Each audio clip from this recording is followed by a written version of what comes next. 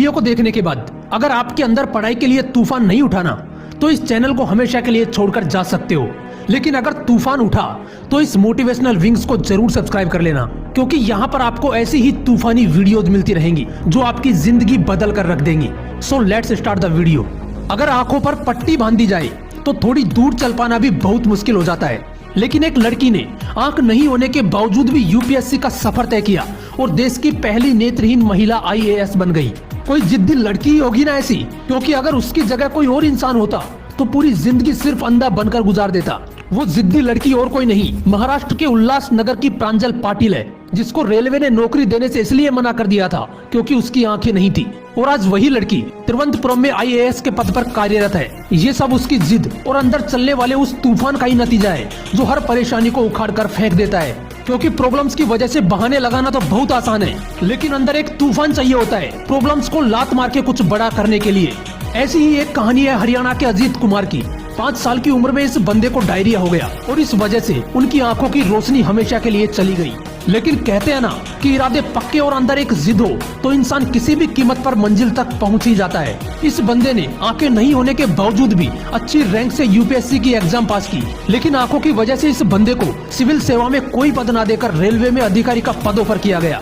लेकिन उस बंदे ने उसे ठुकरा दिया, क्योंकि जिस बंदे के अंदर एक तूफान उठ चुका हो, जिसने जिद पाल रखी हो कि साला आईएएस बनना है तो बनना है, ऐसे बंदे को रोक पाना बहुत मुश्किल है।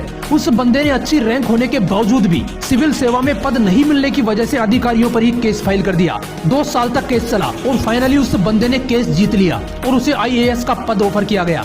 ये होते हैं जिद्दी इंसान, जिनकी आंखों से ऊपर वाले ने भले ही रंग छीन लिए हों, लेकिन इन्होंने अपनी जिद की बदौलत जिंदगी में फिर से रंग भर दिए। जहाँ पर लोग सब कुछ सलामत होने के बावजूद भी हार मान लेते हैं, वहीं पर ऐसे जिद्दी लोग अपनी सफलता के झंडे गाड़ते हैं। एक लड़का जिसके पास पढ़ाई करने के लिए भी पैसे नहीं थे, उसकी पढ़ाई के लिए उसके माँ बाप ने अपना घर बेच दिया और खुद रेंट से रहने लगे। उन्होंने अपने बेटे से कहा कि बेटा ये खर्चा नहीं, इन्वेस्टमेंट है तेरे ऊपर, रिटर्न ऑफ इन्वेस्टमेंट तुझे देना है।